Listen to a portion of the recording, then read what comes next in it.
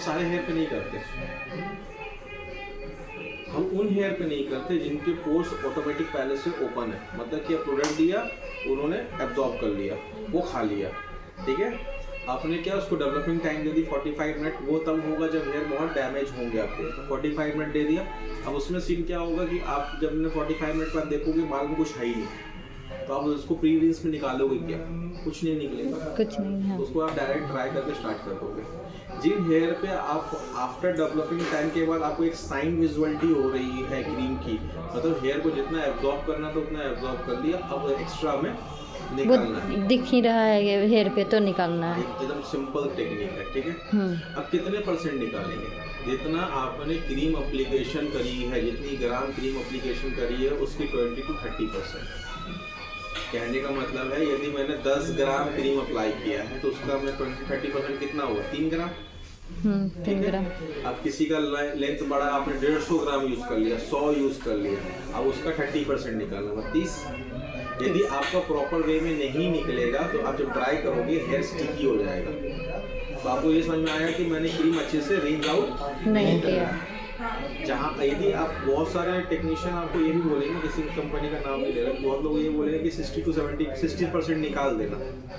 यदि मैं 50 ग्राम ही लगा रहा हूँ, उसका यदि 60% निकाल दिया तो हेयर में बचा क्या, कुछ भी नहीं, कुछ नहीं बचा, क्योंकि उसके बाद मेरे को पेनिट्रेट भी करना है प्रोडक्ट को, है ना। आपको 20 to 30, इसमें लेमिनेट नहीं होता, ठीक है। इसका नाम ही है नैनो। लेमिनेशन तब हम करते हैं जब हमारा प्रोडक्ट में आपका फॉर्मल्डिहाइड होता है, हमारे प्रोडक्ट में फॉर्मल्डिहाइड नहीं है, इसमें मिथलाइन है, ठीक है, ग्लाइकोलिक एसिड है 2, ठीक है, इसमें सिया बटर है, आर्गन ऑयल है।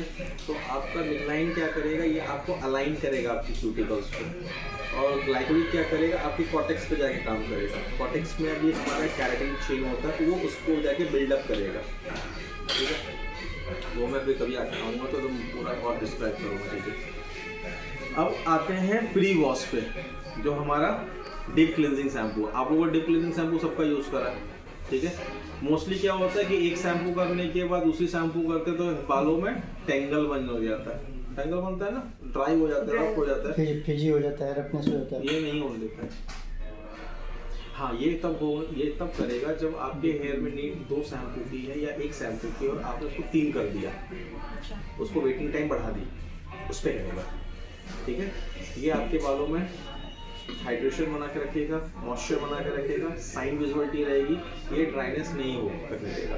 आप जब सेकेंड टाइम शैम्पू करोगे तो फील होगा कि हाँ मैं शैम्पू कर रहा हूँ, बाल नहीं फंसेंगे, ठीक है जी। ये हमारा प्री वॉश है।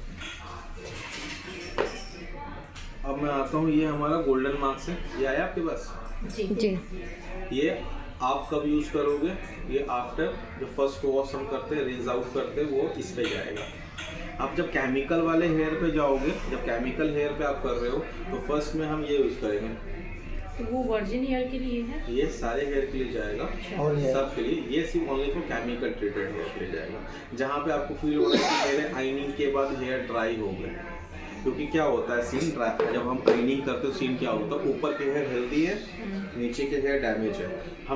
हम हर हेयर में 230 टेम्परेचर ही मारते हैं जल्दी में, तो ये फैक्ट है, एक्सेप्ट करो। मैं किसी को हट करने नहीं है, पूरा मन नहीं लगे।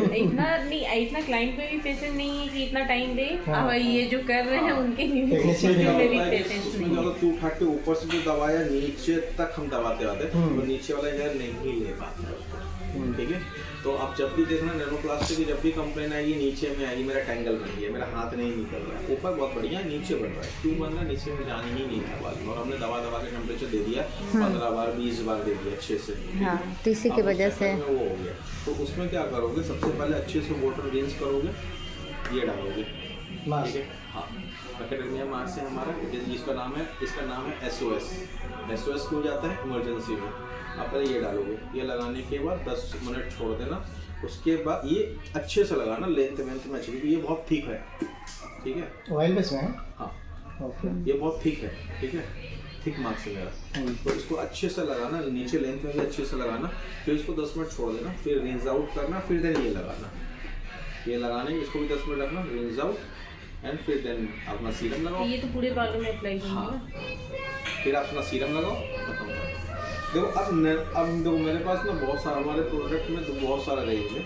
नैनोप्लास्टिया भी है, ग्लूटॉक्स भी है, बायोप्लास्टिया भी है, एडवांस प्रोटीन भी है। बायोप्लास्टिया आपका 16 हो गया, 16 आता था ना अमेजोन से, 16 क्यों देते थे? वो भी डैमेज हेयर पे ही जाते थे, केमिकल हेयर पे ही यदि जाते आपके कोई हेयर जल गए हैं या आपके हेयर ब्रेक, आपके बालों में ब्रेकेज है या आपके बालों में, ठीक है, एक मिनट, आपके बालों में ब्रेकेज हो गए हैं, आपके बाल डैमेज हो गए हैं, एक्सेस ऑफ केमिकल हो गए, जिसमें कैराटिन छोड़ गए, ग्लूटॉक्स और नैनोप्लास्टिक नहीं डाल सकती, और क्लाइंट का डिमांड है स्ट्रेट, और बालों में साइन चाहिए, बालों में सिल्कनेस चाहिए, ड्राइनेस खत्म चाहिए, फ्रिजनेस खत्म चाहिए, तो बायोप्लास्टिक। बायोप्लास्टिया बायोप्लास्टिक क्या करेगा? आपके बालों को स्ट्रेट भी करेगा, दूसरा वो रिफिल का काम करता है, रिफिलर। वो आपकी क्या करेगा? बॉन्ड्स को भी स्ट्रेंथ देगा, ठीक है, आपके जितने डैमेज है उस पर भी काम करेगा, आपके बालों में जो डलनेस वो डलनेस बैठाएगा, साइनस भी देगा। ये बायोप्लास्टिक का काम है। एडवांस प्रोटीन हमारा अपडेट वर्जन है कैराटिन का।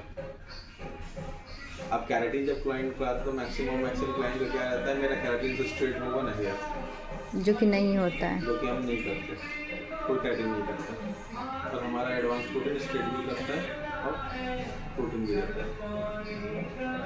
ग्लूटॉक्स तो पता है, ग्लूटॉक्स का अपडेट वर्जन ग्लूटॉक्स है, पर सबसे ज़्यादा स्ट्रेट करने वाला फंडा नैनो अप टू 100% स्ट्रेट करता है, depend on the hair condition. आपके हेयर जैसे होंगे उसके हिसाब से वो अप टू 100% स्ट्रेट देगा, ठीक है।